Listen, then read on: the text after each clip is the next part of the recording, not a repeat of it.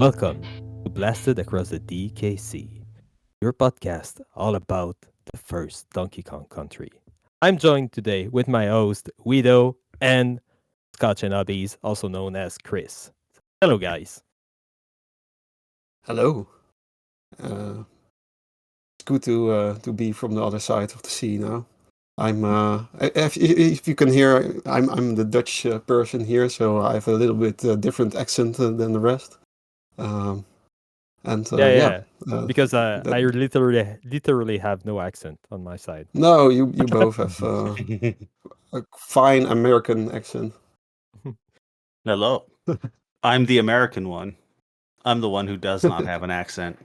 Everyone else on this podcast does have an accent. Exactly. And I'm Max. I'm hosting today, and I'm the French Canadian with the other accent, obviously. And today we're going to go deep into our love for the first Donkey Kong Country. We're going to talk about our relation with the series. We're going to go deep into the first moment when you boot up the game, when you select your screen, you select your first game, you get into the first level, and depending on the time, we'll see how far we go into the first level jungle hijinks. Guys, and and yeah, yes, we do. and also we will discuss a little mental health stuff. Yeah, And maybe we can also go into the difficulty of the series, because Yep. that's a big factor of this game series. yeah, And true. yeah, I've heard so it inspired other games, like much easier games in the future. Like this game is the first step to getting to games like Dark Souls and Elden Ring, from what I've heard. this Yes. is a proto Dark Souls Yeah. game. I always call it. Yeah. I mean, you say that, but I think it's a fairly normal consensus online. Oh, okay. Well, I haven't heard it before, but yeah, I can see that definitely. Yeah. Yeah. So, guys, when did you first play Donkey Kong Country? What's your connection to the series? I'll go ahead and go Uh, first, yeah, if you sure. don't mind. I have almost no connection to the series. I did not grow up with a Super Nintendo.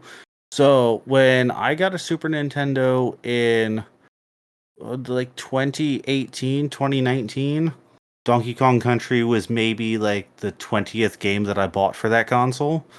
Mm. And I've beaten maybe 5 levels of this game. It's hard. I struggled Okay. with it. I never got past the first boss. But you're very passionate about it, right?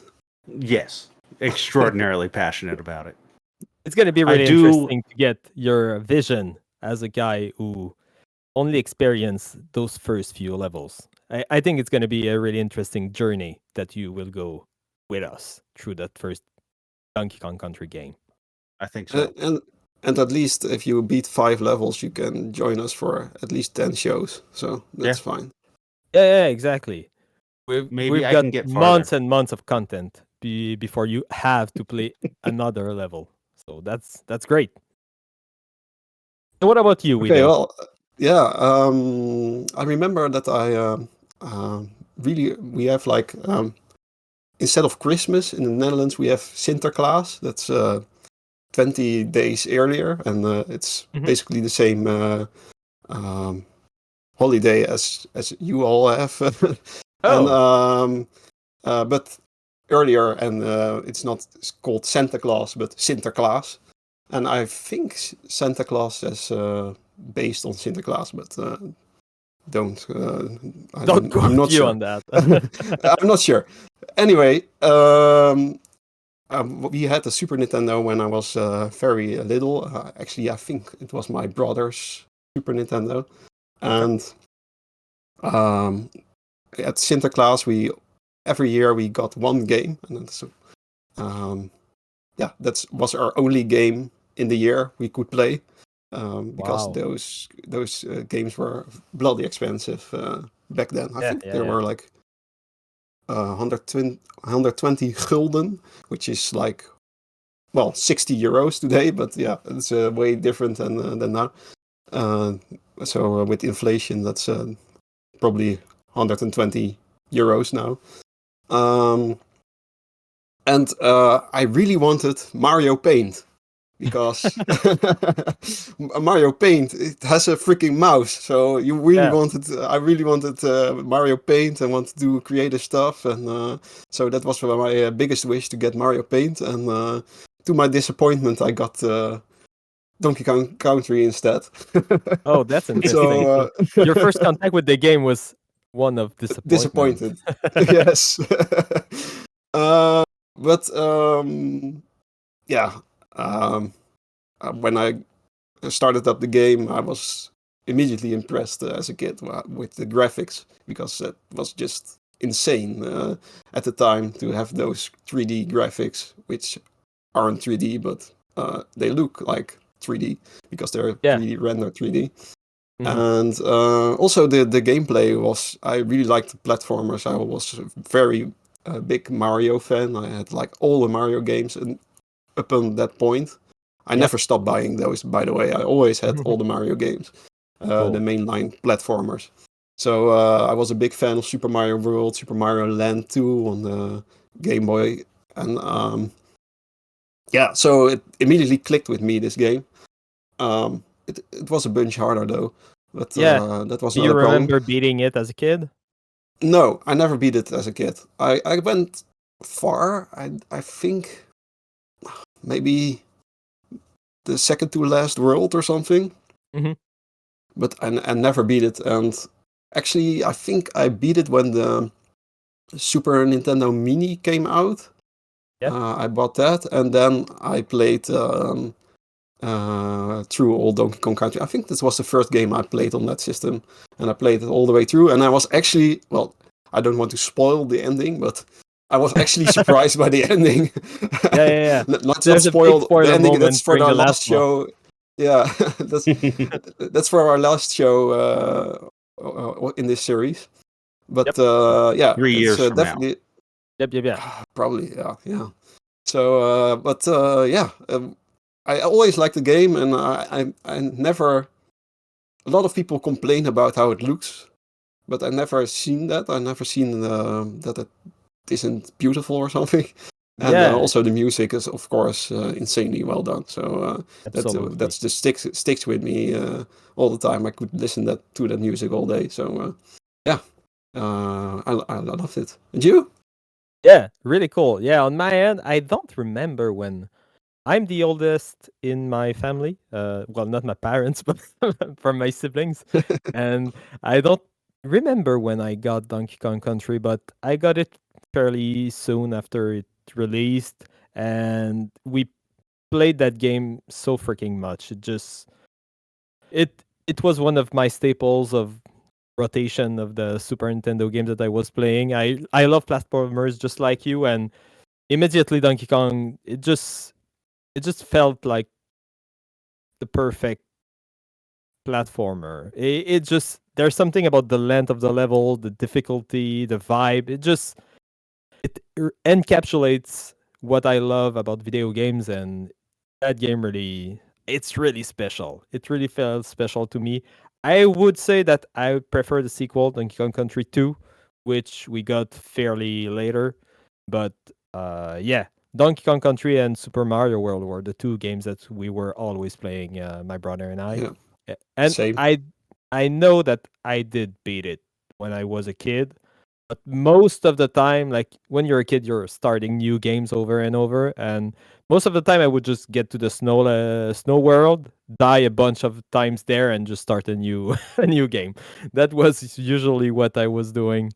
But I remember beating King K. Rool a few times, but it was always so difficult. Yeah. So I do want to say this game stylistically did inspire a game that I did have when I was a child, which is Vector Man on the Oh, Sega yeah. Genesis, with its 3D styled graphics, but then like digitized down into 2D sprites. And man, I love those Vector Man games. They were a lot of fun growing up. Those were constantly on my rotation of games that I would play. So cool. I think I've only So played you Victorman basically a couple played of times. Donkey. Oh yeah, go ahead. So you Guido. basically played Donkey Kong Country as a kid as well. Yeah, basically. I played the Sega version. Yeah. Yeah, Victor Kong Country. Yeah. So now that we all know where we stand with that series, with that first game, we might as well just get into the game.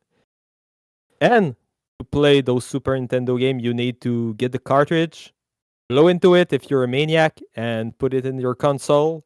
Now, What's hang the- on. You cannot blow into a Super Nintendo cartridge. You'll cause corrosion on the brass with the exactly. moist particles coming out of your mouth. You have to use 99% isopropyl alcohol on a Q-tip and make sure you clean those connectors nice and good Yeah. till there's no blackness coming off on that Q-tip, and then you can insert it into your console. True. Of course, I did that when I was 12. Yes, Yeah, as absolutely. you should have. Do you want to hear the craziest thing about cleaning those cartridges? I do. I'm interested. When blowing into the cartridge didn't work, because obviously I heard some people may did that. I did lick my cartridges often. Just it somehow in my head it was something that could have worked. So in terms of corrosion, my cartridges were probably some of the worst. So you got very sensual with your Donkey Kong Country cartridge. Oh yeah, we got really, really close, Donkey Kong and I. All right, so your cartridge is in the console. You open that game. What's the first thing that you see happening on the screen? Yeah, it's a very. Wasn't that the wireframe? Yeah, it's the Rare logo. The Rare logo. The It's- Rareware logo. Why is it called? Why is it called Rare? I always remember it called Rare. I think they changed their name sometime in the 90s because Rareware is like rare software smashed together. Right. So now, yeah, in Donkey Kong Country, they were still called Rareware. Yeah. And when you boot up the game, you see like a sort of wireframe version of the Rareware logo. Mm-hmm. It's just a black screen with green wireframed their logo, as if it's a 3D logo or something. And Yeah. then it slowly fills in with colors. Mhm. So what I remember is that it was like gold in the outside and the gold R and Rare Yeah. and the blue in the center. Yeah. And I think they did that because it's a reference to the game being rendered in 3D. okay, Probably, yeah, because they would have yeah. used wireframes to do the actual 3D graphics. Right.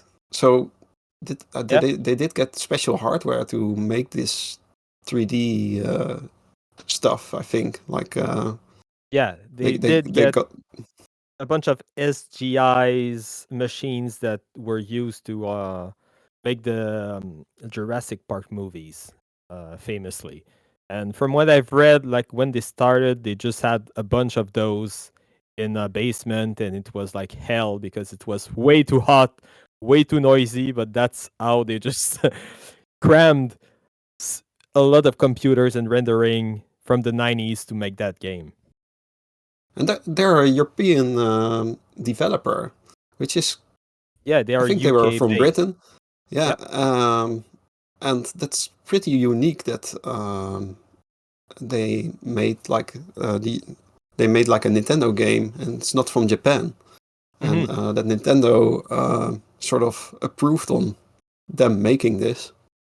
And if you think about Euro platformers, you don't think about great quality platformers. Yeah, that's true. I do like them though, because it's just my Yeah, you have a certain it's just kind of my charm, but yeah, and also you have to get used to it. as a kid I didn't play anything else than Euro platformers, of course. Um, Yeah. but yeah, it's pretty unique that they made such a True. Japanese game. Yeah. So Really. speaking of Japanese, when the logo was built up, it slowly moves to the corner to the bottom right. Yeah. And then you see the Nintendo logo. And It's did you also think pretty unique. the bottom, the right, it starts with an R, just like the Rare logo. And I think that's why they put their logo at the bottom right. Ah, Instead of the bottom left. Yeah, Yeah. that makes sense. Yeah. It's okay. Yeah. little details. It's all in the details. Yeah. Yeah. And I fully back this conspiracy theory. Thanks, Chris. And sorry, we're keeping cutting you off. So once the no logo moved problem. to the bottom right, what's happening? Then you see the Nintendo logo, but it's also like normally you see the Nintendo logo is like red, I think. Yeah. But And now this is also like a sort of 3D render of the logo. So the yeah. bezels around the logo are like they have a little depth in them, and there's Mhm. also it's like neon blue or something. It emits Yeah, light. yeah. It's It's or kind of maybe glowing. reflective. And it's kind of interesting that the Rare logo appears first and the Nintendo logo appears second. As to say, yeah, we're the one who made it, and by the way, those guys own the IP or something. Right. They as if they think they're better than Nintendo, maybe. Yeah, I don't yeah, know. yeah. It sounds like something really British to do. Just stuck it up to them by putting them first. Right. Yeah. Gotta blame the Brits. That's what I Yeah. always say. Yeah, yeah. There's no Brit here right now to defend themselves, so might as well dunk on them. Yeah. And as all of this is happening, there's a big fanfare that just go "Purr, purr, purr, purr, purr, purr, purr, purr, purr, purr." That was terrible, but yeah, that jingle is solidified in my mind for like eternity. Yeah, it's the same from the when you the Super Nintendo era had all kinds of memorable jingles like the Konami jingle and the Yeah, Capcom jingle. And yeah, the Capcom where one. did Yeah, they go? Where did they go? Those jingles, I miss them. It's that's like true. That's something I never think about, but they really set the mood. Like you get a sense from the devs, like the Capcom logo. You get that bring, and you just I like that sound from that other game, and it just gets you hyped. hyped. Yeah. So I think this is this a rare jingle or No, is this just a Donkey they Kong change it 3D? in every game. Yeah, Oh, sadly, it's that's not. unfortunate. Yeah, this could have been like their own jingle because it sounds really good. Right. And well, that Nintendo logo also has like a sort of sparkles, like Mhm. sort of like a light. I don't know if it emits light or it reflects light. I don't know what the opinion. What do you think? That's interesting. I'm Because looking at it, and it seems that there's a bunch of spots going around. So I think something is shining like on the Donkey Kong logo, on the Nintendo logo. I think it's camera flashes. Oh, yeah. I think that makes sense. It just like at the beginning of a gala, like the red carpet, it's just like the Nintendo logo being, "Hey, I'm here," and Yeah. everybody knows Nintendo. They It's so think they're super popular. important. Yeah.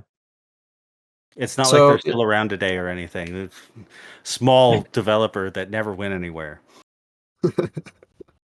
so yeah, in the bottom of that logo it says presents, and Yeah. then it slowly fades to black. So it builds up the tension of what you're actually going to play. Of course, you don't know that because you just put the cartridge in. But Yeah, exactly. Well, But we I also remember can't when I was read. yeah, if you don't know how to read, it's just a bunch of letters. That's just really exciting. I remember when I was a kid, I would mash all the buttons, just trying to make them go away, so I could start my game. But you cannot skip that first cutscene. it's weird that we were impatient back then for this, which is literally 10 seconds. Mhm. And Oh, yeah. nowadays, when you start up a new game, like you bought a fresh PlayStation 4 game and you put it in your system, that you have to wait like 3 hours before you can play it because it has to download all kind of patches and stuff. Yeah. And then when you start it, it also has like 5 screens of some licensed MP4 encoder they used, or what Mhm. Unity engine and stuff like that. It takes ages to start the game, and I wonder how kids nowadays can handle that. It's just I don't know. I think Much kids better. nowadays are only playing Fortnite. They're not playing real video games. So Yeah. Have you ever installed Fortnite? That's like no, I every have time not. you have to every time you have to play that, you have to download a patch of like 10 gigabyte. It's crazy. Yeah, Every because they have like week there's a 10 new new patch. characters or something. Yeah. I don't know. It all looks the same always. So Yeah. it's well. Anyway, we didn't have the attention span to to wait these 10 seconds apparently, and So yeah, yeah. it's black, and then you see Cranky Kong appearing on those red what are they called, like from the first Donkey Girders? Kong game? Girders. Is that a Yeah, is we that can it? call them that. Okay, so he's on the red girders, a reference to the first Donkey Kong Country game, because as it says in the manual, this Cranky Kong is actually the original Donkey Kong from the arcade game. And So I I have a question. Yeah. Is he called Cranky Kong because he's cranking on this gramophone? I think there are multiple layers to his name. Yes, I think that's part of it. And he's also really cranky when you go talk to him in the game. Oh, okay. But for sure. yeah, he looks very weak though. For um, yeah, of course Donkey Kong gets like the original Donkey Kong. He got Yeah. very old, but Mhm. would He he? stopped I working think out, so he lost all he, of his muscle. but it almost looks like a different kind Monkey, of right? species. Yeah, he Yeah, looks yeah. like a monkey instead of an Yeah. ape. I think it, or otherwise, others. So, yeah, I think so. It's Yeah. now it's a monkey, and it was a gorilla, right? I think. That's true. Like I- genetically speaking, I think gorillas are just muscular by default. They don't have they don't have to work out. They just have more of those genes that make their muscle grow. So I think old gorillas are still muscly. So and that's they not don't have really a beard. realistic, right? Let's check. I never seen Old a gorilla with a gorilla. beard either, like a white beard. That's true. Weird, right? I think old gorillas go to Asgard, and that's why we never see them here on Earth. Oh, yeah. Makes sense. It makes really sense. So there they have the white beards and they collapse almost. Hmm.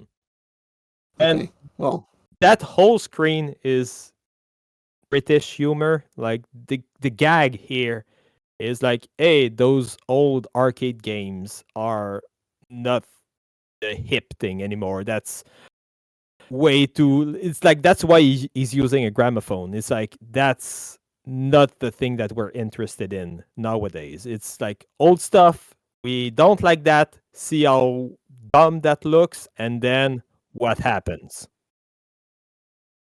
yeah, Donkey I think, Kong freaking jumps on his head with a boombox and some incredible Donkey Kong Country music. and he throws, I think, a very fancy dance as well. Yeah, yeah, he's like moving all the his arms.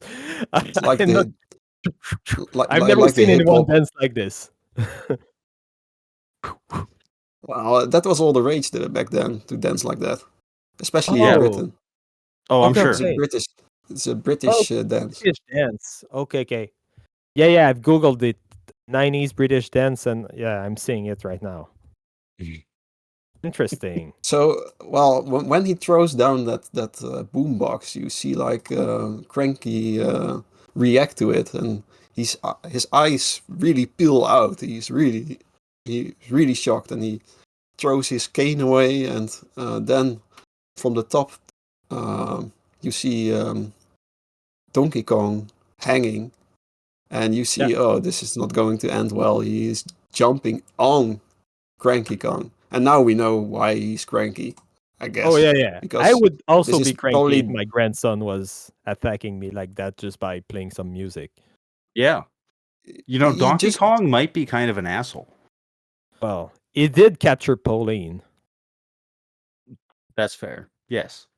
So he is an asshole. Oh yeah. So he deserves. Well, Donkey Kong is Cranky Kong, right? So he deserves Oh, to. He deserved to be. So both Donkey Kongs are assholes. Well, So maybe the young Donkey Kong is like, hey, you were such a dick back in the day. Why'd you go and capture all these women? Like, you shouldn't be doing that, and that's why you jumped on his head. Maybe it's retaliation for years and years of being like ruining the Kong name for everybody. And Makes sense? Cranky, Right. he's having none of it. No, He's so mad. Look at Now him. he's He's so shaking mad. his fist. And we've teleported into the jungle. DK is doing his sweet moves, and then bam, a TNT barrel thrown by Cranky Kong. But first, there is something new about Donkey Kong. We never seen that before.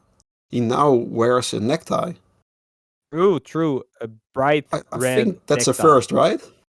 Yeah, that's the first time that Donkey Kong wears a tie. So he's like a worker now, or what is his occupation? Because Yeah. Oh, he why? works in an office. He does accounting. okay. Yeah. Okay. He works for Chiquita Banana. yeah. That's why. Okay, I think that ties into the story of the game that we will see very soon.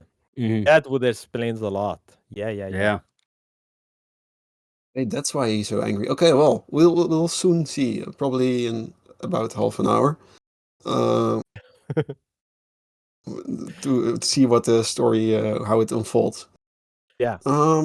Sorry. The TNT barrel explodes, and then we get a rolling 3D effect, and we get like the title screen of the game, Donkey Kong Country.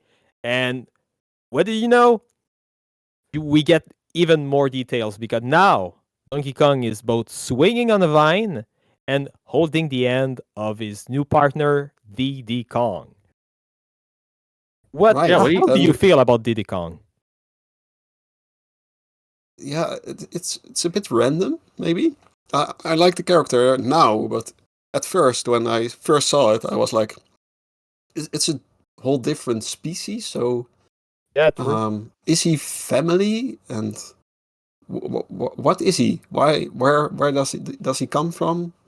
Are in nature gorillas and other monkeys actually friends?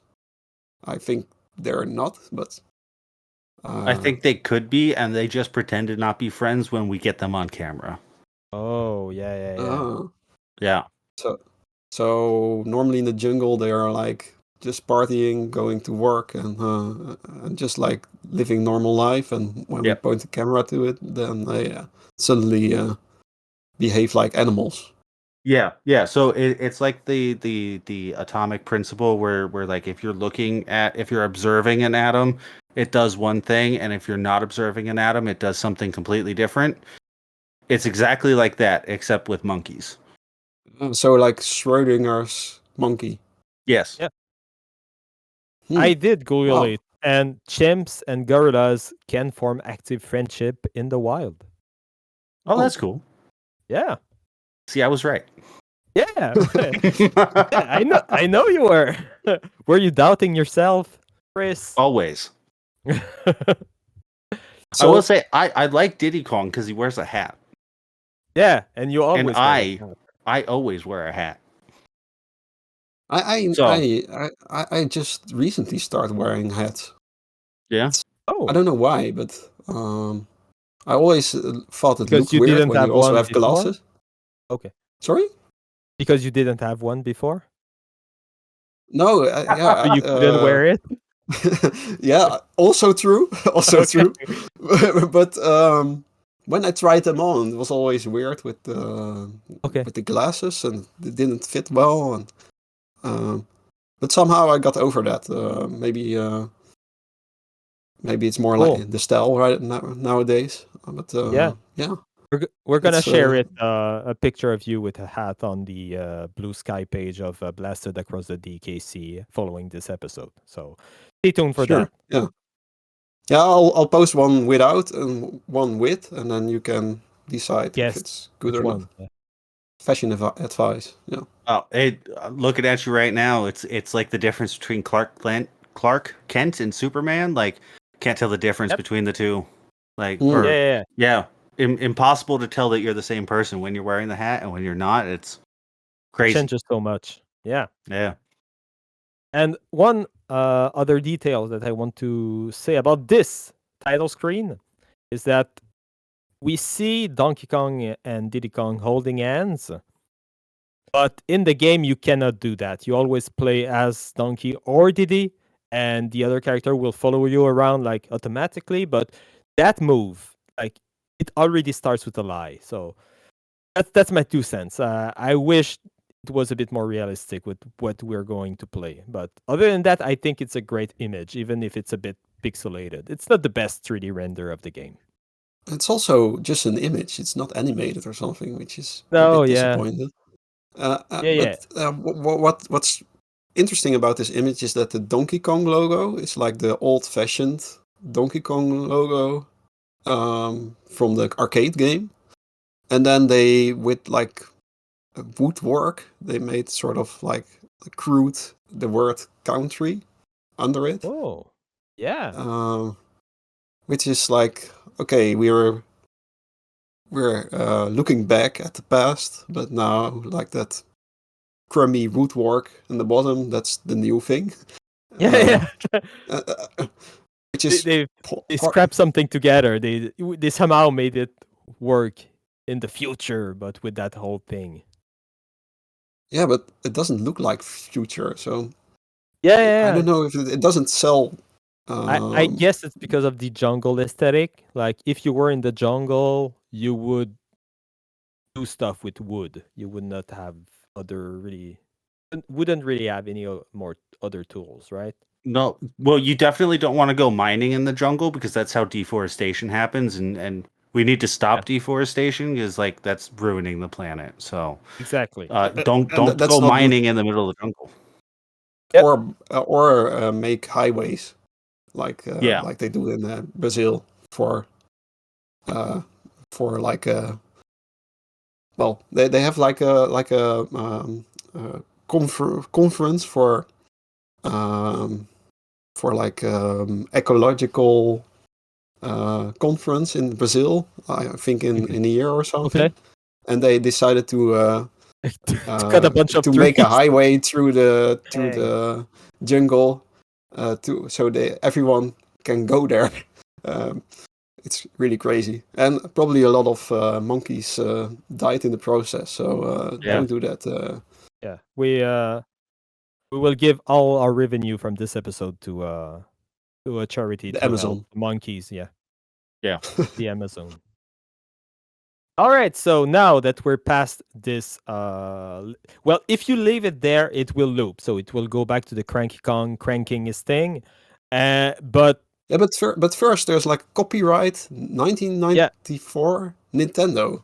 So again, they wanted to say it's Nintendo. True. It does say that once again. I don't know. Let's It's, not forget not that much. it comes from Nintendo, even if it's Rare who made it. And you're playing it on a Nintendo, so yeah. They definitely wanted to make a stamp on this game. So, once you're done, and I'm gonna get sidetracked for a little. It released in '94, so it released the same year as the Donkey Kong. No, it was it '96, the Game Boy Donkey Kong. No, that was wasn't 94. 94 too. So it's pretty interesting that in the same year we got like an old-timey Donkey Kong game and a new Donkey Kong game. I wonder if it was some kind of self-sabotage situation. Like Nintendo made competition to itself because Donkey Kong Country game was made by Rare. I don't know. It seems a little strange to release both at the same time. It's also weird that I think the original Donkey Kong is like they didn't do anything with that IP for a long time, and then all of Yeah. a sudden they make two completely different games in the same year about Donkey Kong, Mm-hmm. which is quite odd. But I think maybe they thought, okay, the Game Boy needs an older looking game because that's the hardware, and the Super Nintendo Yeah. is the next big thing. It needs to be the 3D fancy stuff, and they do the Donkey Kong Country. So, Oh, maybe. but it's bit of a Donkey Kong overload. Maybe the best Yeah. Donkey Kong games ever released in that year. The Yeah. two best Donkey Kong games. I think between 94 and like 96 they released like 7 Donkey Kong games. They released like Donkey Kong 94, Donkey Kong Country, Donkey Kong Country 2, Donkey Kong Country 3, Donkey Kong Land, Donkey Kong Land 2, Donkey Kong Land 3, and Donkey Kong Country on the Game Boy, and a DX version of Donkey Kong Land 3 in Japan only. So we got like 9 games in the Donkey Kong series in like 3 or 4 years. That's pretty insane. And after that, there was like again a pause, I think. Donkey Kong 64, and then the big pause until Returns. Yeah. Well, don't forget Super Smash Brothers. Yeah, we did get Smash Brothers and It might as well be the Donkey Kong Country fighting game. Yeah, exactly. Because he's the best what's- in those games. Yeah. And he's also in Mario Kart, of course. But in the Yeah. first Super Nintendo Mario Kart, you don't have Donkey Kong, but you have only Donkey Kong Jr. Yeah. And I think maybe that was our proper introduction to the Donkey Kong in this Donkey Kong Country, because it's the son or the grandson of the original Donkey Kong. I don't know. There was also a Donkey Kong Jr. on game, of course. So Yeah, but yeah, that's the thing. There was the Donkey Kong Jr. game, and in Mario Tennis for the Nintendo 64, you can play as both Donkey Kong with the red tie and Donkey Kong Jr., meaning that they're most likely not the same characters. Maybe they're brothers. Well, the most accepted most accepted like canon for that family is that Cranky Kong was the original Donkey Kong. Donkey Kong Jr. is his son, and Donkey Kong from the Donkey Kong Country is actually Donkey Kong the third, and he would be the son from Donkey Kong Jr. So, and they decided to call their son Donkey. Yeah, while exactly. In that they're a monkey or an ape. Yeah. Yes. Yeah, exactly. Makes sense. It's confusing, but it is. But at the same time, let's not forget that they are gorillas. Oh. Yeah. So it does make sense. Yeah. I don't know. I think so. I think we've sidetracked enough. We're now at the select a game menu. There's a lush scenery background. You have 3 files where you can select. Guido, did you play the European version? Do you have a language select in your version? I don't think so. I think, or at least in the Netherlands, we just have English. I know that translations happened in for I think every game got translated in Germany, because I don't know why they were afraid of English, I guess. And in France, I think they also got a French version. Did you have a French version? Yeah, that's a bit tricky. So before like the 2000s, before the Wii, the companies were not obligated to sell the French version of those games here in Canada. But at some point they made a deal with the government of Canada where they were obligated to sell the games in French if a French version were to exist somewhere in the world. So that first Donkey Kong Country, we only got it in English, but DKC 2 and 3, we actually got like multi-language version with French and English. And from what I'm seeing on YouTube, the PAL version does have a language menu, so you get English, German, Deutsch, whatever, and French. Okay, well, I can't remember that. Maybe I had an early copy. Maybe. I don't have it anymore. Actually, the copy I owned back then. Yeah. Unfortunately, so I wonder if they released the French version in Vietnam also, because that was a French colony for a while, and a lot of people speak French in Vietnam as well. Yeah.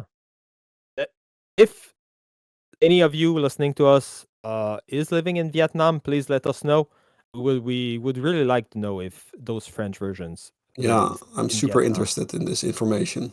Yeah, it's very hard to find information about Vietnam because I don't read Vietnamese.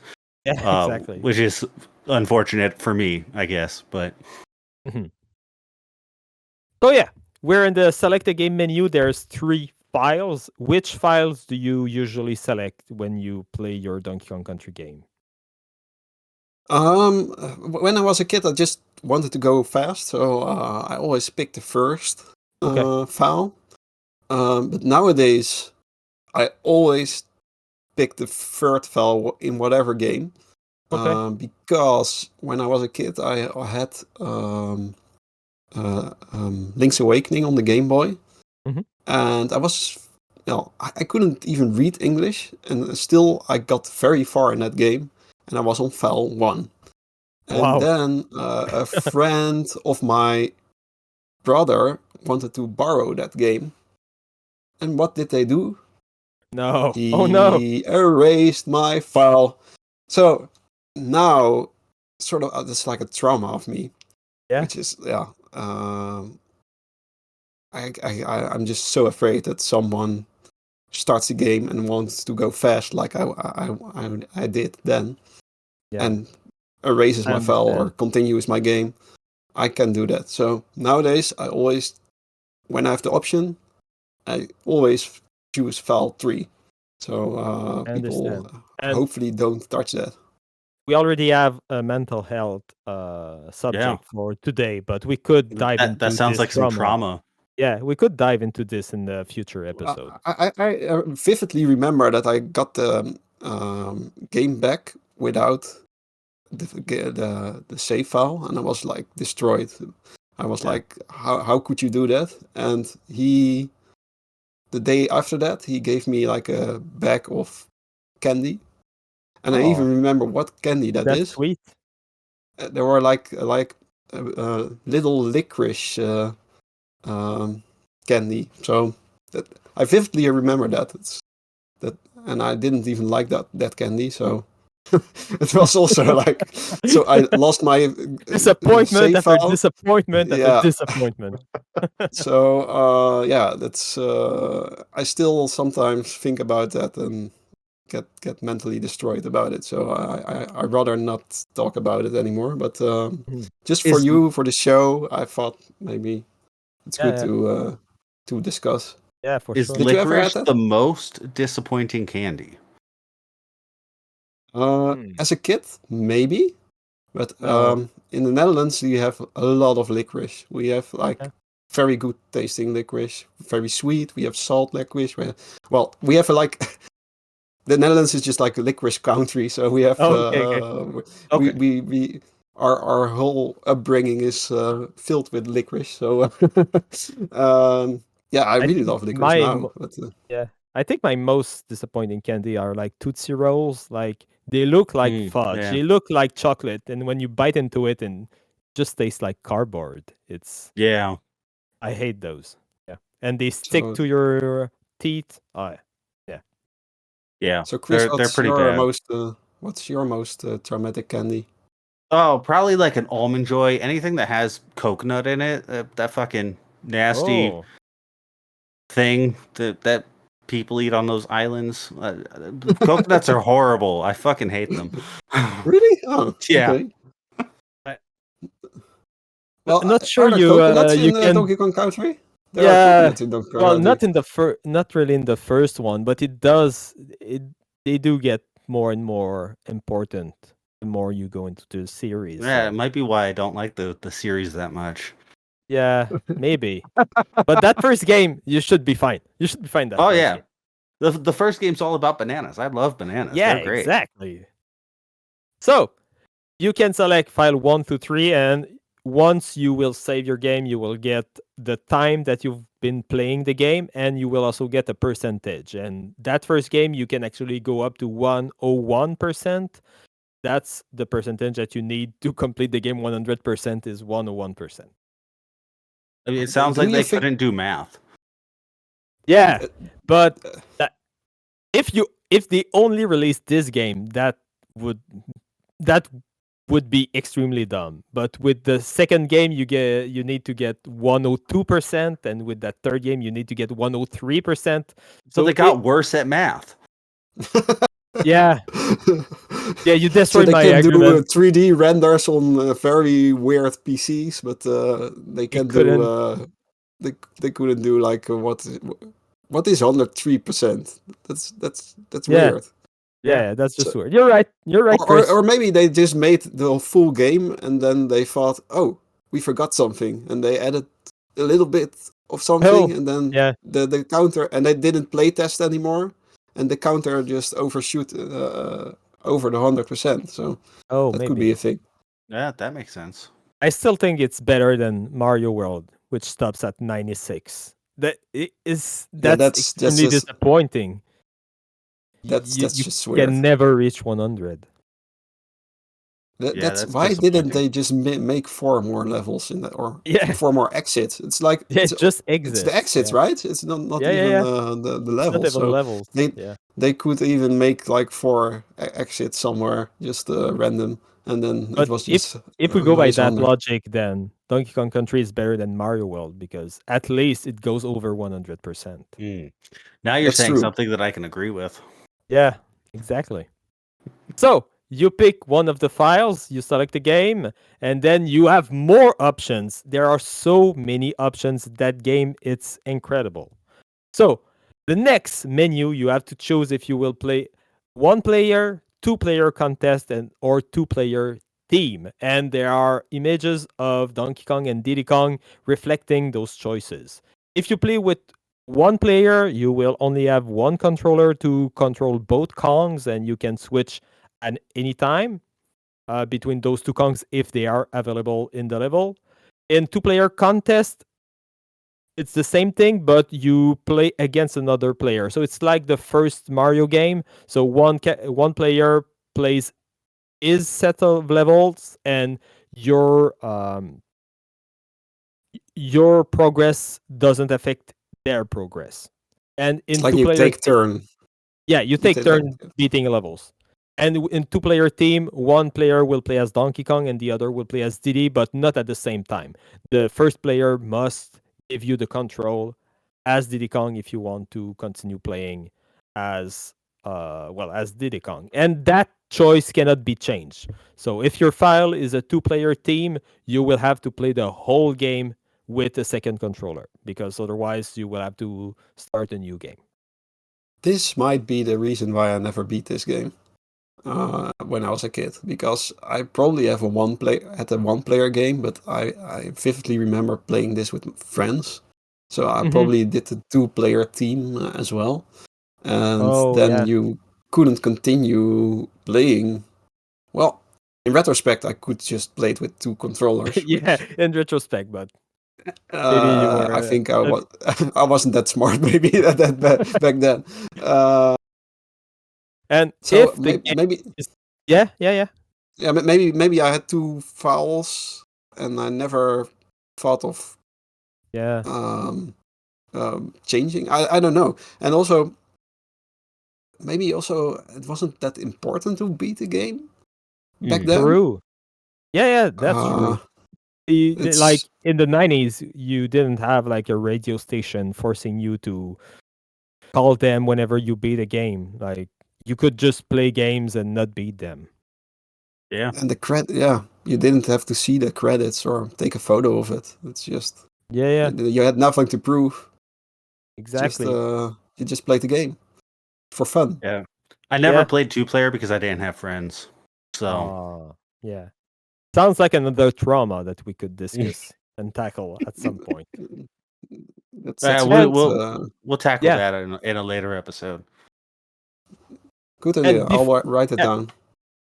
And before we continue to the world map, after selecting your mode of playing, you can actually, when you were in the first screen, if you go over the erase game button, you can input codes to make the game a little different. If you I never knew that. That's Yeah, just a first for me. yeah, I mean, at that time they were big into selling magazines and stuff, so I bet they just added that to sell more magazines so you could get the cheats. The first one mostly uses Bad Buddy, so you spell that out with the buttons on your controller. So B is B, A is A, D is down. So you type out Bad Buddy, and that will allow the second player to tag whenever they want. So you don't have to wait for the first player to give you the lead. So that can get a bit annoying, or just you can mess up your partner by tagging in random situations. You can also do, I think, barrel. That will give you 50 lives. And if you the last one, I don't remember the last one, but that's just a sound menu where you can listen to all the like turn Donkey Kong Country into a jukebox. That live cheat would have helped a lot. Yeah, Yeah. because whenever you restart your game, you go back to 3 lives. So even if you grind to get some lives, they don't stay when you save. Because in the first level, well, we will go into the first level soon, but I remember playing the first level a lot because there's a lot of opportunities to get lives. So when you finally select your file, Chris, I think we've talked a lot and we have not given you any space in this episode. Do you want to walk us what happens when you select a file and the game actually starts? Oh, I didn't know I was narrating anything today. So you enter into the game and it brings you into Congo jungle. Yeah. And this is the world map, is it not? Yeah, that's a world Right. map. The big Donkey Kong head carved into stones. Yeah. Oh wow! I see that for the first time now.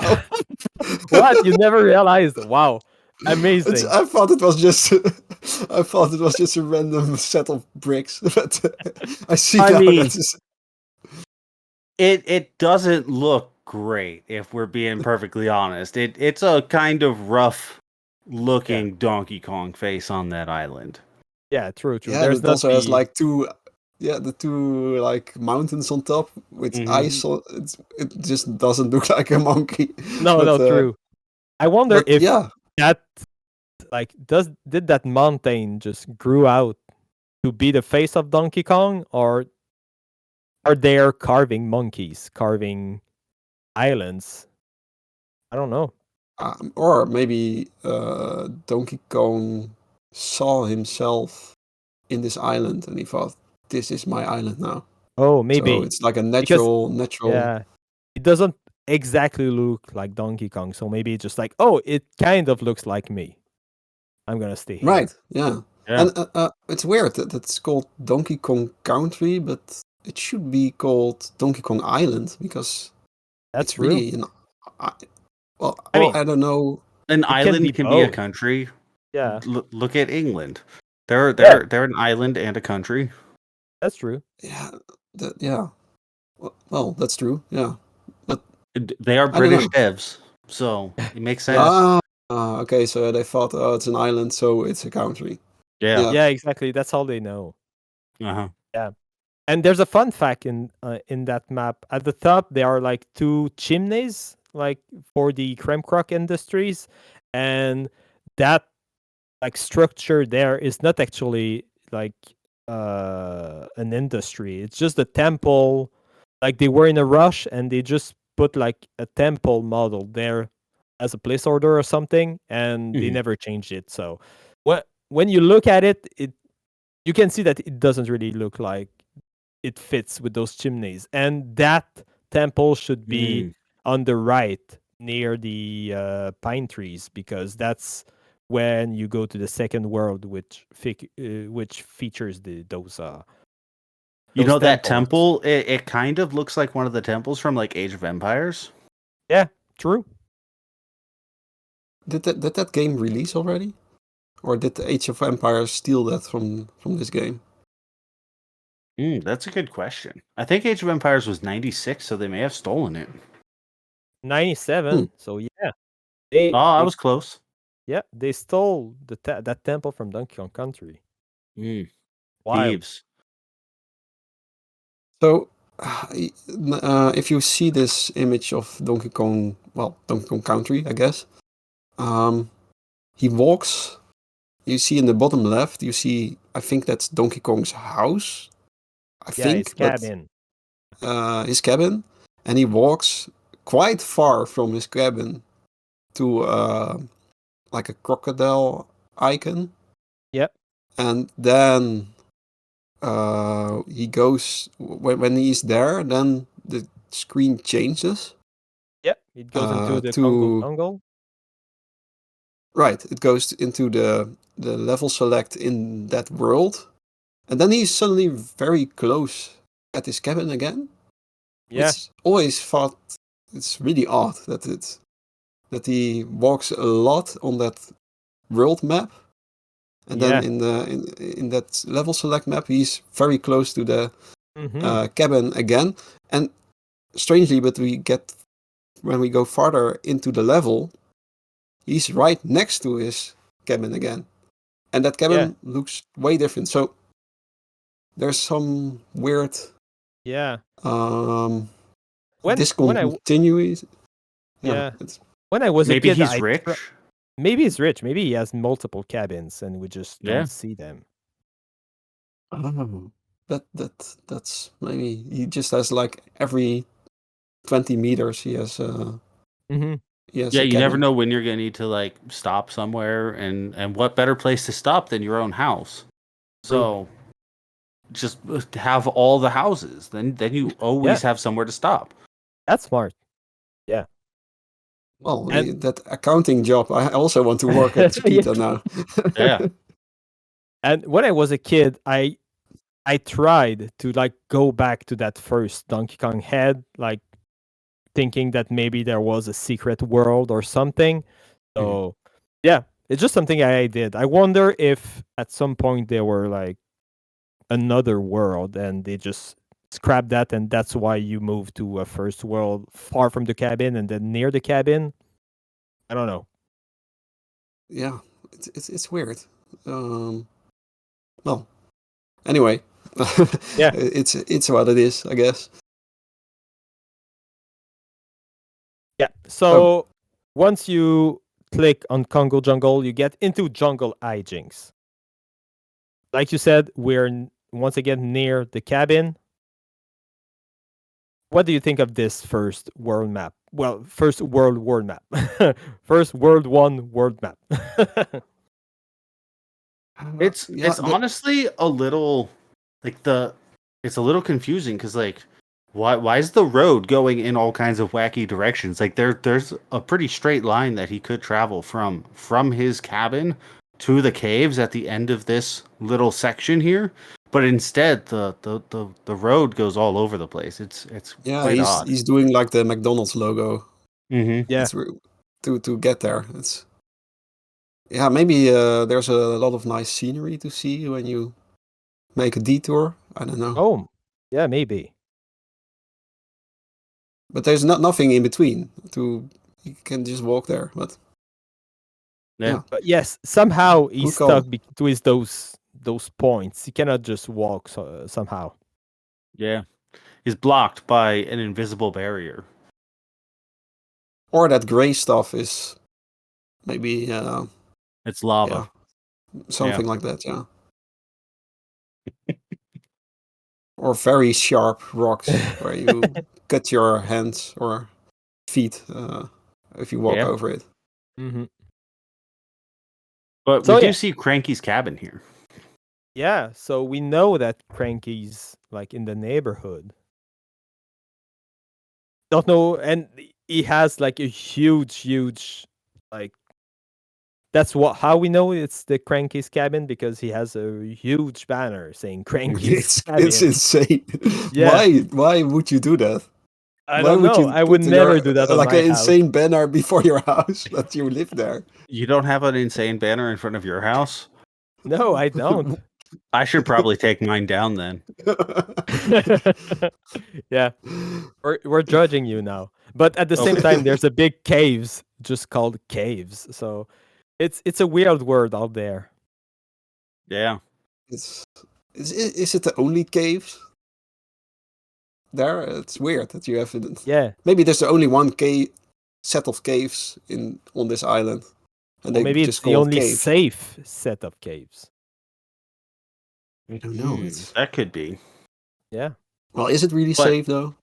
Yeah, I true. don't think they're very safe, but that'll probably be like episode 4 by the time we get to the caves. Yeah, probably. We'll get to there. So at the top of the screens it says Jungle Hijinks, and I think this would be the time to go into the first level. What do you think? Yes. I Yeah, we think, should go into the first it's about level. time. Okay, so we hit A, and then we get into the first level. And first things, I always found that weird. Donkey just jumps out of his cabin. So we've seen him twice outside his cabin, but when you start the level, he just blasts through his cabin. It's like blast through the door, front flipping, and it just lands at the bottom like a little tree hill thing. That's At the got to be front. expensive breaking your door every time you leave your house. And it's not the only time we're gonna see him do that. So does the door regrow? I don't know, but yeah, it's super Maybe expensive. Diddy or Crank. Oh, maybe Cranky is fixing it all the time, and that's why Maybe. he's really cranky. Maybe. That- Yeah, that's why he's mad. That will get. That's why he's always cranky. I don't know, but it's weird. Does he? It's like an explosion when he gets out, and it's like he got blasted out. So he has some kind of cannon contraption maybe in his house to blast him out of the door. And well, we later see that that's nowhere inside. So So yeah, so we could talk a bit about that. When you reach the ground, you actually have so many options on where to go. You can. Well, before I tell you those different options, which option did you take on your first playthrough? Do you remember how you felt and where you went once you've reached that point of the game? I think when I first played that game, I was so used to Super Mario that you just immediately go right, Mhm. which is Yeah. just like how every platformer is. Fortunately, you can replay these levels, Yep. and I think just I had to replay the level like 2 or 3 times to find all these other options, which is just Yeah. insane for a game like this. That there's like, I think you can go back into a sort of cave, Yeah. or you can go back into the house, Yeah. or you can get up in the trees, Yeah. or you Exactly. can go over the ground. So it's like 4 ways, and yeah, it's a hard decision at Mhm. first to. It's a lot of paths. And for you, Yeah. Chris, any path? I went back into the house because I've been trained. You know, like I said, I didn't play this game until 5 or 6 years ago. But Yeah, a lot of games when they start you out, they train you go left. You have to go left first before Yeah. you start going right. So I had to check what was behind me. That's super interesting. I think we all took different paths, because for me, I think the first time I played the game, I just went in the cave, like that big hole. I felt something.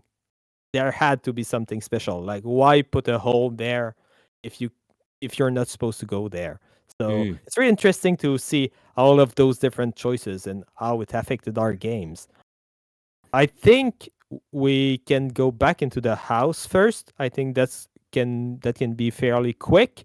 So if you go up the steps and go back into the cabin, you can enter the cabin, and then what you see is Donkey Kong's cabin. There's a lot of stuff in his cabin. There's a bed. There's, I don't know, is it socks? Is it it's like blue and I white. think Is it just I is think it it's just just a drape? sheets. Oh, Yeah, it's I think it's sheets. just Okay. Yeah, that would make sense because I don't think Donkey Kong wears any socks. He only has a Probably bag. not. It doesn't Yeah. look like it unless he's wearing like flesh colored socks over his feet. Yeah. Yeah. he's Over the completely bed. naked. He only Yeah. has that necktie. Yeah, he's naked, and like canonically, gorillas really have tiny penises, so it makes sense for him to be naked, and we're not seeing his dick because those Okay. gorillas have micro penises, basically. Oh, okay. Well, you learn something on this podcast. Oh, we learn a lot. And over the bed, there's a frame of like a boat, and it's kind of animated. There's like a moving fish. Yeah, there's a I don't know what's fish. that about. Fish on Yeah. it's like it looks like you would think it's like a painting, but there's like an animated fish on it. So Yeah, and It's- fun fact, if you smash the ground, the fish will bump up in the frame. That's something that not a lot of people know. Oh. honestly, it's so small and tiny. I don't think I ever seen that on my CRT. Yeah, that would make sense. Uh, And there's also a painting of a girl yeah, monkey that's in the Candy back. Kong, his girlfriend, that we will meet later at the save point. It's crazy how much environmental storytelling is happening in this scene. Yeah, It's, just by going to the house, you can learn so much. There's also like a huge carpet. Like I don't know, Diki doesn't seem like a carpet guy, but still, you can see a beautiful. Well, it's more of a carpet. rug. Yeah, carpet. beautiful. Yeah. It- I'm it- not it- sure it's- I get the difference between those, but is it just that It's a the rug carpet- you can roll it up? Is that Well, so a rug is like separate and not attached to your floor, so you can roll it up. A carpet is actually like stapled down to your floor. okay? Oh, thanks. But the perspective in this scene is really weird because you walk on the bottom of the screen, Mhm. Yep. and the rug is like in a perspective, 3D perspective in the back of the screen, which is you can't walk there on the rug. No, it It's- feels like Donkey Kong should have been walking like on a diagonal because even you're not really leaving through the door. You're like leaving, like it seems like the door is just a closet. It doesn't really make sense Mhm. because you just walk off the screen when you want to go back. You don't actually go through the door. Yeah, maybe it is a closet. Maybe, but we see some. Or maybe grain. they fucked up. Yeah, I think they just fucked up. I agree with Scott with that one. And there's Yeah. Sorry. Go for it, Widow. Oh, there's also a lot of bananas in this house. Yeah. We should note that. Uh, We'll come back to it. But yeah, there's a lot of bananas in the screen, and the only interactive elements is a tire that you can jump on. It goes bong bong bong bong bong like a spring in the Mario games, and there's a balloon, a red balloon, and that gives you 1 life. So we're now at 6 lives. So Earlier I said that you start with 3 lives, but actually you start with 5. I forgot about that. And this is so incredible game design that this immediately learns you what the red balloon does. Yeah, if you- that's really good. So now you know when there's a red balloon in my game, I have to get it. Yep. So yeah, it's a really incredible game design. Yeah, I think that was a touch given by Miyamoto. Like he personally it must told be. the Rare guys.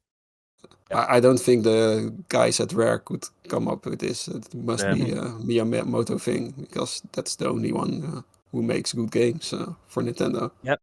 So I think they were There's also- inspired by 99 Red Balloons, that song. Yeah, most Yeah. likely. oh yeah, it's also that's a German song, right? So Yeah. it's very close for them. Yeah. So yeah, it could be very Europe. to do red balloons. Yeah. Absolutely. I can see that. I can see that. And there's And- also living butterflies in this Yeah. in his cabin. Why does he have butterflies in his cabin? I mean, He's not it's very not- weird to clean. have- He smashes through his door every day, so they can just come in. That's true, but I never had a butterfly in my house. No, weird. just flies. yeah, just Yeah, flies. just normal flies, the annoying Just ones. butter Like, and flies. Yeah. yeah. Yeah. If I had butterflies, I would probably be kind of happy because they're like pretty and stuff. But flies are just annoying. But if I think I don't know. butterflies could get annoying in your house as Yeah. well. I mean, probably eventually, but for a while, at first they would. At least they're like blue. True. You see them, so yeah. So once you've taken all of that storytelling in, you've grabbed your balloon. You can walk to the right, and once again, Donkey Kong just smashes through another door that's not actually there, and front flips down the little tree where his cabin is, and then we can walk to the left and go in the cave before we actually go through the level to the right. And in idea. that cave, yeah, it's very sad. Basically, It you get is. a story of the game. Donkey Kong comes into his cave. It says Kong's banana horde, so I suppose it's not just his bananas, but it's like the Chiquita Like bananas. full family. Yeah, for the whole family, all the Kongs. They're like what 6: DK, Diddy, Funky, Cranky, Candy.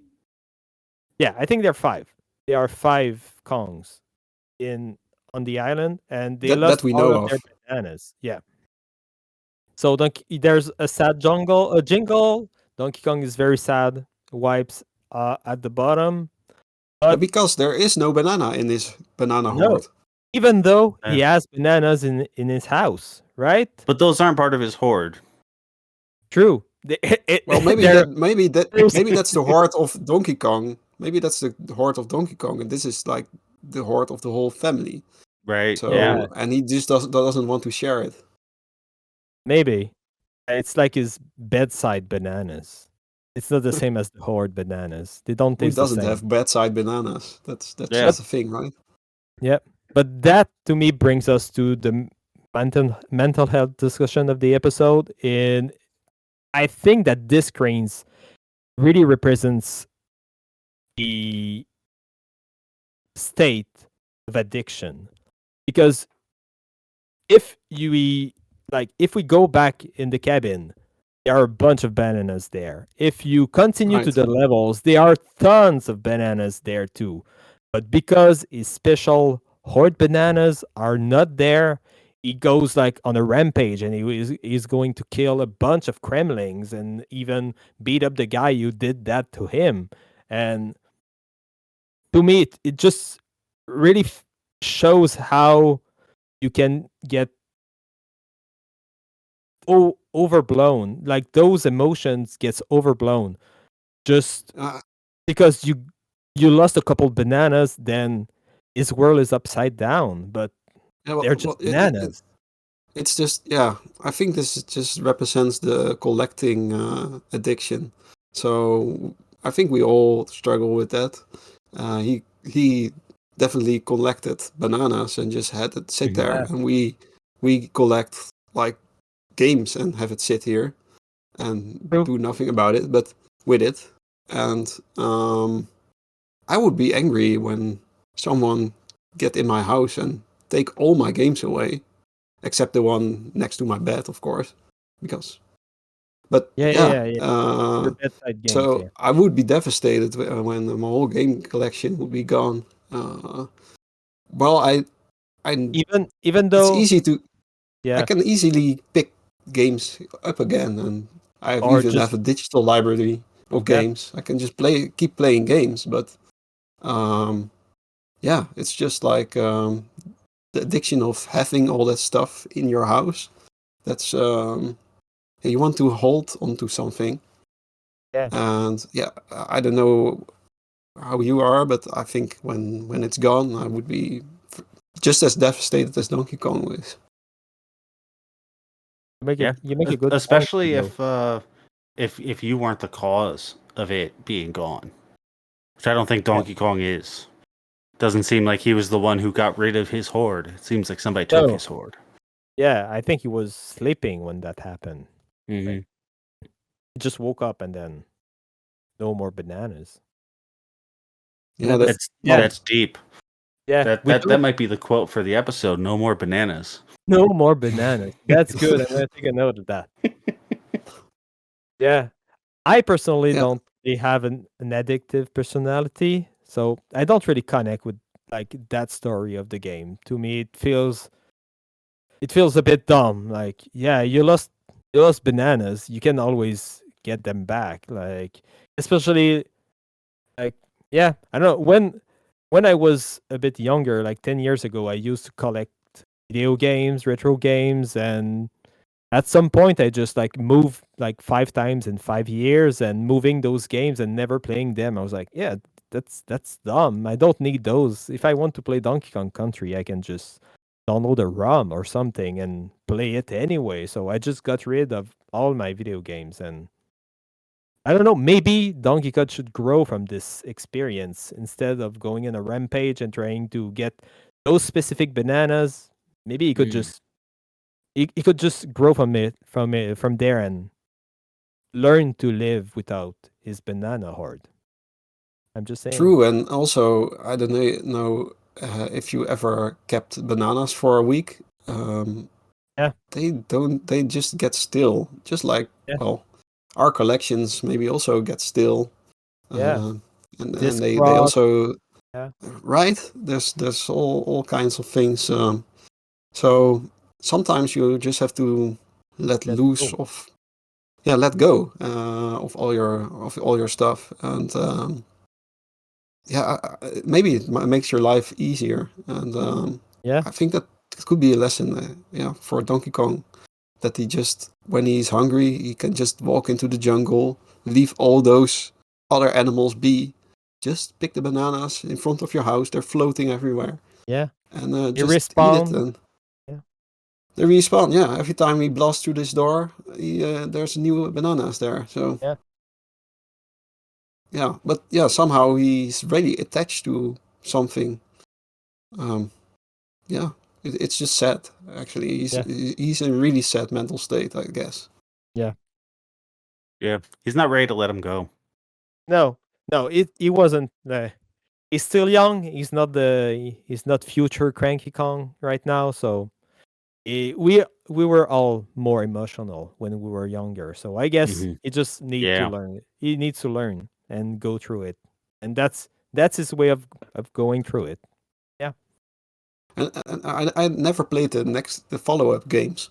So is this still a problem in the second game? Do you know that? No, in the second one, the threat gets more and more involved. In the second one, Donkey Kong gets captured, and I think that's a pretty good pretext, trying to save someone to go on a rampage and go save them, because you have a reason. That's a person. And in the third one, Donkey Kong and Diddy gets captured, and you have to save them both. But then in Donkey Kong Country Returns, the banana problem comes back. But at the same time, the whole jungle gets hypnotized. So that's another setback, another kind of situation. And I think in Tropical Freeze, bananas don't get stolen, but the Donkey Kong Island gets under ice, so it gets all iced, and they are blown away to some other island, so they have to claim their home back. Okay. So it's a reoccurring problem, but it seems he grew out of it eventually. But he has the problem with the bananas. But maybe more worrying is that Mario collects coins. So it seems that Mario is really addicted to getting a lot of money. Maybe that's even worse of an addiction. That can destroy the economy. Maybe he wants all the coins, and he's just a plumber. Well, actually, nowadays a plumber you can get a lot of money out of Yeah. it, but I think True. back Yeah. then it wasn't a great job to have. So Yeah. it seems that Mario was even more frustrated back then than Donkey Kong is now. Yeah. Or he is here. So yeah, we have to look after these game characters. They are in terrible state of mind. Yeah. I think we should leave this cave now. It was a great discussion, guys. We can always dig deeper in those kind of mental situation. And if you have any trouble with your own addiction problems, just know that there's always a friend or family around there. So just talk about your problems. Just Yeah, and if go there's wild. no friend or family member who wants to listen to it, there's always your doctor. Yeah, If there's something with you, go see the doctor. there's always like a number you can call. And yeah, Yeah. Good. I will say, maybe in America, don't go talking to your doctor about any little problem that you have because it's going to cost you a lot of money. yeah, yeah. Maybe Mario is just collecting coins to pay for his mental health situation. So, Yeah. It's like a downward spiral. yeah. So we can finally go right and start walking through the level. So you get two choices at this point because we've done both choices on the left. Now you have two choices on the right. If you just walk to the right, you will get like 3 bananas, and then you will see a brown patch on the ground, and you cannot interact with that patch yet. And there's also like a beaver kind of enemy and a barrel with Diddy Kong in it. Well, you hear Diddy Kong first. You Yeah. hear like the monkey scream before that. Even before you see the barrel. So you think, true. oh, whoa, there is something. There's something happening there. Yeah, that's great sound design. You're like, oh shit, something's happening.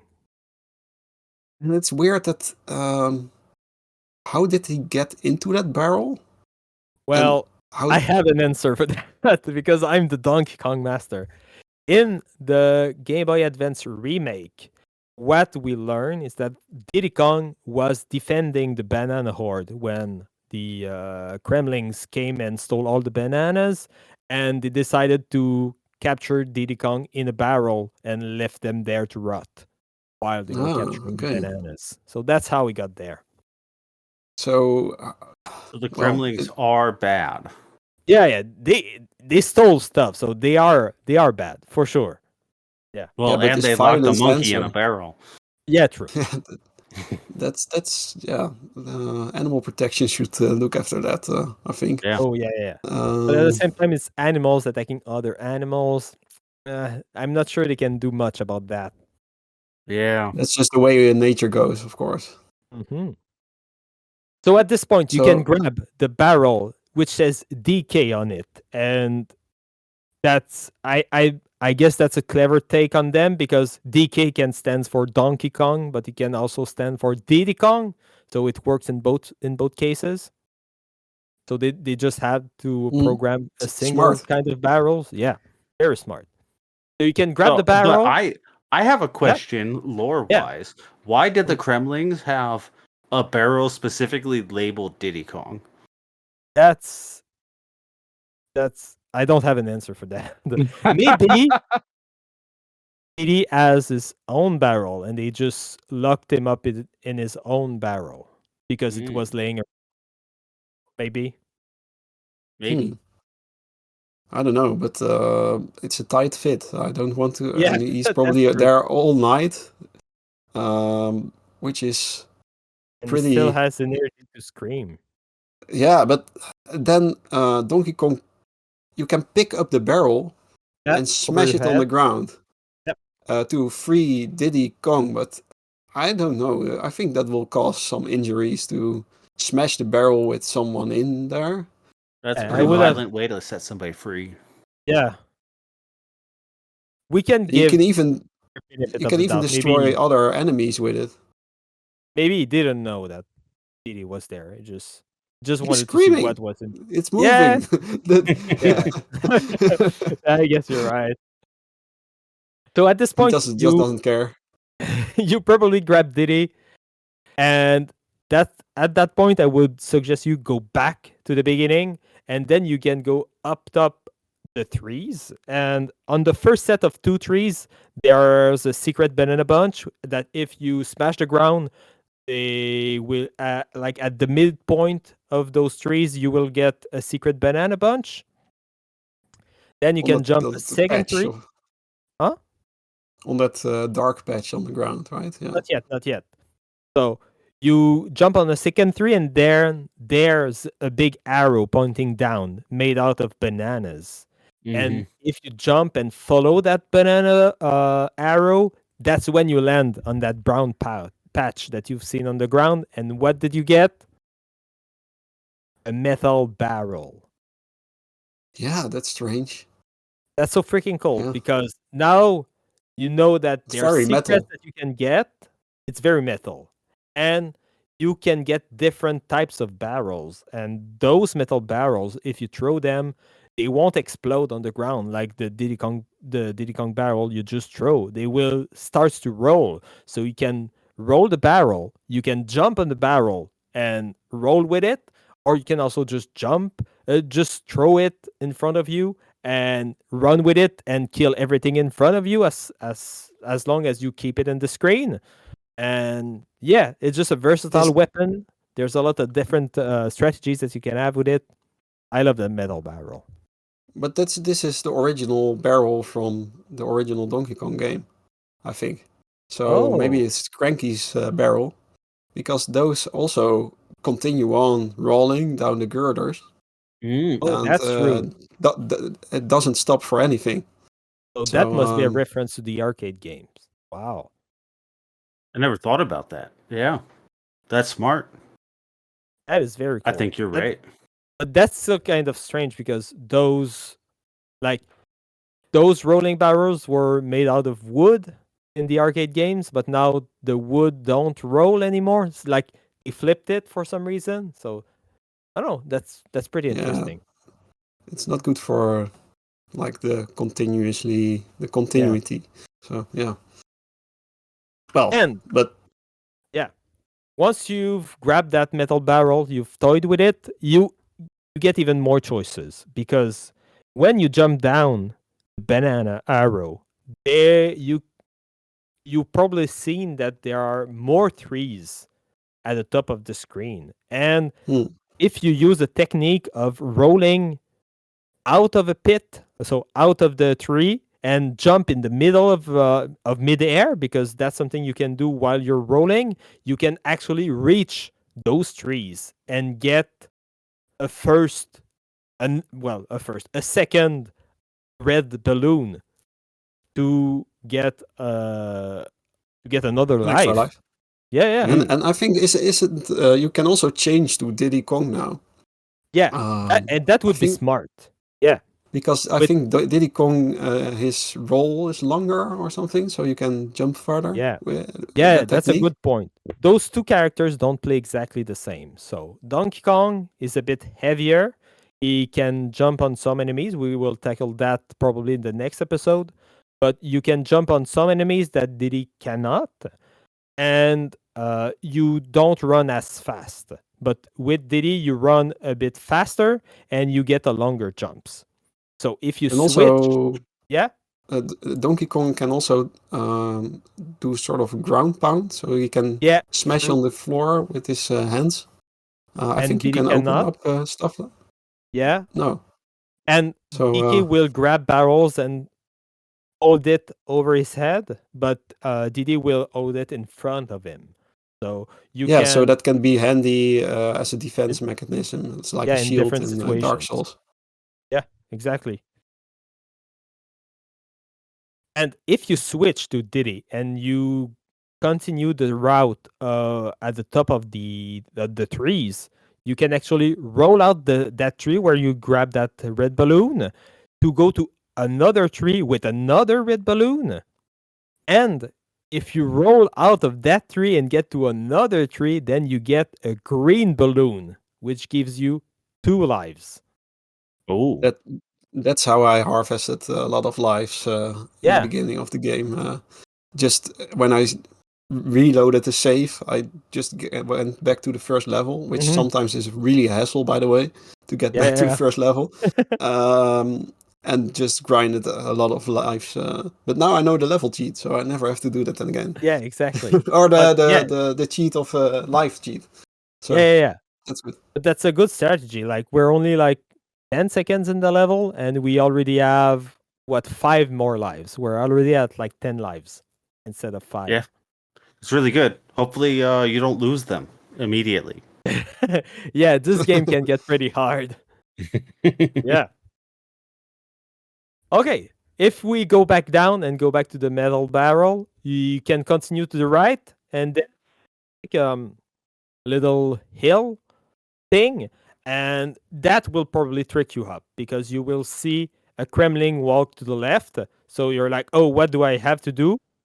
Only that Kremling doesn't go down the hill, it will turn back before walking down.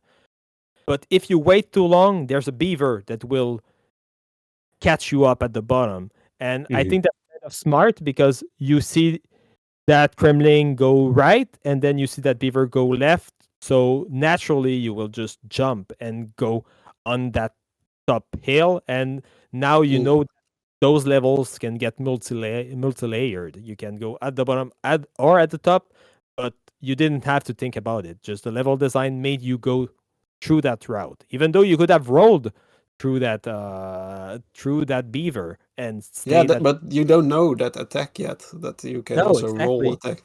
That's a more advanced maneuver, of course. Mhm. And also you learn about the two or multiple enemy types. That there's not just one enemy type, Yeah, which true. is They are not. They're very not even early in the the same game already. size. Yeah, there's a small one and there's a bigger one. So you will have to learn to jump at different heights to kill those different enemies. A small one and a big one, just like Donkey Kong and Diddy Kong. That's very smart. Yeah. So one thing is that Diddy Kong always follows Donkey Kong or the other way around. So Yep. he shadows the moves of the player. But And if they're if they hit an enemy, like the following player hits an enemy, he doesn't die. So yeah, he's like invincible when he's the second player is following always you. invincible. Yeah. And those Kongs, we didn't say it, but there are no hit points in this game. The Kongs are your hit points. So Mhm. if you take a hit as Donkey Kong, you lose Donkey Kong, it just runs away. And then you play as Diddy Kong. And if you get hit as Diddy Kong and you have not Donkey Kong with you, well, you lose a life. That's how it works. Yep. But Yeah, you it can be can very at later points find more barrels where you can find another Kong back inside Yeah. of it. So if Exactly. you are careful from the time that you take damage, you might find another barrel and then be able to immediately get your, essentially second health point back. Yeah, they are plentiful throughout the game. Mm. But It's not the biggest challenge to get your Kong back, but still 2 hit points per level, it's still not a lot. But if you jump into a cliff, the other Kong jumps beyond, also in the cliff, so then you Yeah. Oh, both You yeah. die. automatically lose a life, yeah. But So if I'm correct, I think if you do that, you will respawn with both Kongs. yeah, I think so as well. But it's weird. Why doesn't that other Kong just not follow him in the cliff? Yeah. It, They follow it could you be to hell and back, yeah. but yeah, it would be a nice game mechanic if just that other Kong stayed. So you made that Yeah. mistake, but you can just continue on with that other Kong. So you But I guess lose Right. it hit would only point follow you by if you reach a platform. Yeah. so Oh, yeah. naturally, Well, like we said, we go up that little hill, and if you move a little right, then you will see your first letter, your first golden letter, and it's a K. Does any one of you want to explain what those letters mean and how they work in the game? Well, you're trying to Um, spell Krispy Kreme in each level. That would be awesome. And you just get a big donut, a big Yeah. banana jelly filled donut. it's all about donuts, right? This game, yeah. Yeah, exactly. No, But no, yeah, that K is Yeah. very in the style of the Rareware logo true, with the gold. exactly. Yeah, and it's sparkly and gold. True. And if you pick it up, it goes, I think, in the top left corner of the screen. Top middle. Oh, top middle. Yeah. So you see, okay, there is probably multiple of these letters to These collect. letters, yeah. But You don't yeah. know what yet, so maybe that's something for the later episode to reveal. Okay, Because yeah. maybe Yeah, we're we can reaching keep that spoiler for territory, of course. So I a think that's good a idea. spoiler for people who want to play along. Okay, that's smart. Anyway, Yeah. so yeah, it's okay. Okay. You see, there's room for more letters. Probably 4. I don't know for sure. It could be 4, could be 5, depending on if it's centered or not. It could even be like 7, 8, or 9. Yeah, we really don't know at this point. So yeah, it's like a new mystery. This game just keeps on giving. It's crazy. Yeah. And when you do that, the music picks up at the beginning. It's really, really like calm, just kind of soothing. And the more you go in the level, the more the drums kick in and it goes boom, boom, boom, and you get really hyped up in those like first 15 seconds. It keeps growing. That first level, the music just keeps growing and growing. As you learn more and more about the game, about the world, about the story, it's all cohesive. I love it. It's like the conga, the jungle drums in the Yeah. background, and it's a really nice bongos. soundtrack. It really gives the vibe of jungle. Yep. It's a really masterpiece. Yeah, it's amazing. Yeah, it is amazing. So you grab the K, you grab a couple more bananas, then you are 2 little hills. And now there's something that I really don't like about this game, that the second gremlin that you see, like that first one, you learn that they don't go down the little hill. So you can stay down and wait for them to turn around. But that second gremlin does walk down. So if you apply what you just Inconsistent. learned with the game, yeah, it's really inconsistent. You get it, and it's not really your fault because you just followed the rules of the game, and the rule changed. Yeah. I don't get it. That's Yeah. maybe the Euro jank shining through. Yeah, probably. It's. I I think guess. Miyamoto didn't watch when that got designed. Yeah. I guess it tells you to keep on your toes. Like stuff can change a bit at any time, and you have to react pretty fast. Yeah, you never know what's going to happen. True. I think they also want you to lose Donkey Kong at that point, so you can see that you can change into Diddy Kong at that point. So it's also a learning moment that the Kongs are your hit point at that point. So maybe they explicitly trick you just so you learn that mechanic of losing a monkey. That's smart. That could be smart. Especially if you Yeah. go a little bit further in the level, you can also see the differences between the monkeys in the next enemy. Yeah. Yeah, we can talk about that right now, because if you continue, then you get in a row of 3 like chubby dudes, chubby crocodiles. They call clumps, and they have like military like hats, hard hats on. And those. So we're only like 15 seconds in the level, and we already have 3 different type of enemies, which is pretty amazing. And these enemies is different because if you try to jump on them with Diddy Kong, you won't be able to kill them. You need to jump on them with Donkey Kong, or you can either roll into them with both Donkey and Diddy. They're just like They also start laughing when you jump on them with Diddy Kong. They start laughing. Yeah, they take a lot of space with their hands, with their arms, with their bellies, and they just laugh at you to try to even consider killing them. Really, really well animated. It's like sort of British slapstick humor. Yeah, Yeah.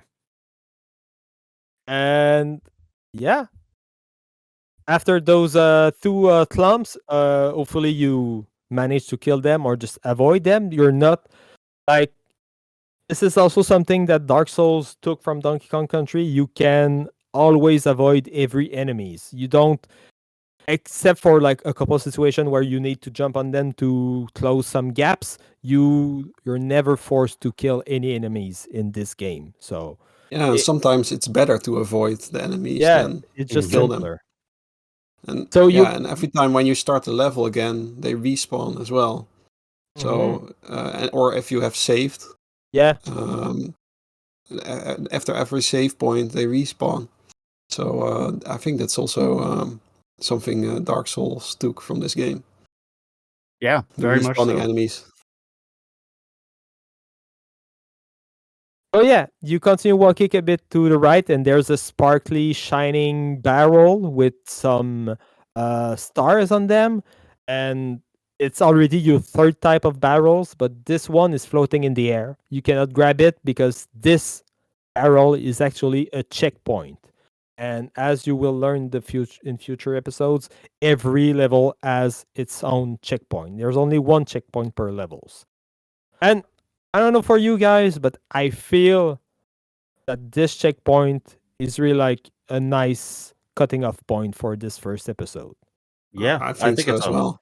I think it's a perfect cutting off point for the episode.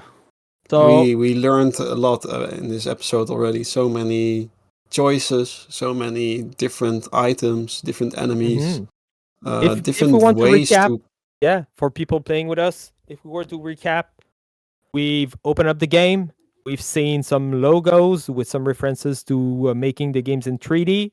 We had choices on the file select. We had choices in the game mode. You could even use some cheats. Then we learned a lot about like the geographical location of the Donkey Kong Island, how his cabin is set up with the cabin of Cranky Kong. We had also some references to the old games. Then we had to deal with some addiction. We also learned about the cabin of Donkey Kong itself and why he breaks so many doors. And in the gameplay itself, we've seen 3 different types of enemies, 3 different types of barrels.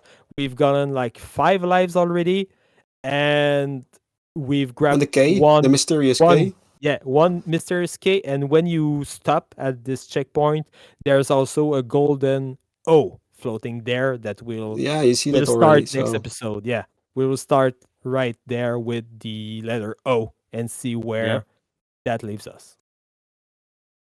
Yeah, I can't wait to record the next episode because it's really exciting.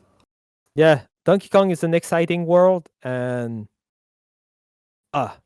finally being able to share this passion with other people is just a joy. And yeah, every time when I just talk with my friends about Donkey Kong, they just get bored. They think, oh, okay, yeah, Donkey Kong that's that game with that stupid monkey, right? That's stupid. Why are you so hyped about it? Yeah.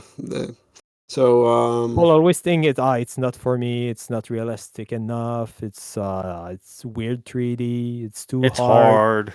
Yeah. It's hard. Yeah, but I think it's just. I think we've shown that it's not hard to get to this part in the first level. No, exactly. It's a really simple way to start the game. Like if you're in the right mindset and you listen maybe to this podcast once or twice, you will know how to start your Donkey Kong journey without any problem. Mm-hmm. Right, baby steps. It's just You one level just at learn a time. Right. So I'm looking forward to discuss the next bit of the level. Yeah, for sure. Well, thank you, Chris. Thank you, Widow. Do you have anything you want to plug before we sign off for this episode? Guido, you go Uh, first. Well, let's plug my podcast where I'm normally in, but now 2 episodes not. A new game, Old Flame. Listen to it. It's a show about new games on old platforms like the Super Nintendo. So yeah, go listen. Awesome. You can find me on Twitch, twitch.tv/Scotch and Hobbies. I stream normally every Monday and Wednesday around 5 or 6 p.m. Central Standard Time. And I play whatever I feel like playing that particular day. Cool. And you can check my podcast with Chris called The Trash Station. We talk about a bunch of weird, old, forgotten games. Not just old games, but just weird games and forgotten games. All mixed up. We put them on a tier list and we talk about our creative hobbies and shout out other creators on the internet. And yeah, that's gonna be all for us today. Leave a comment. Please let us know how you like this and what you're expecting for the next episode. And just what's your relation to Donkey Kong? Do you find it too hard? Will you start playing the game because of us? Let us know in the comments. We can wait to hear all about that. And we'll see you real soon. Yeah, and smash that like button and smash that subscribe button and smash that notification bell. Yes. You have to smash all the buttons. Yeah. Just like Donkey Kong. Yeah. Go all smashing. Cool. Okay, see ya.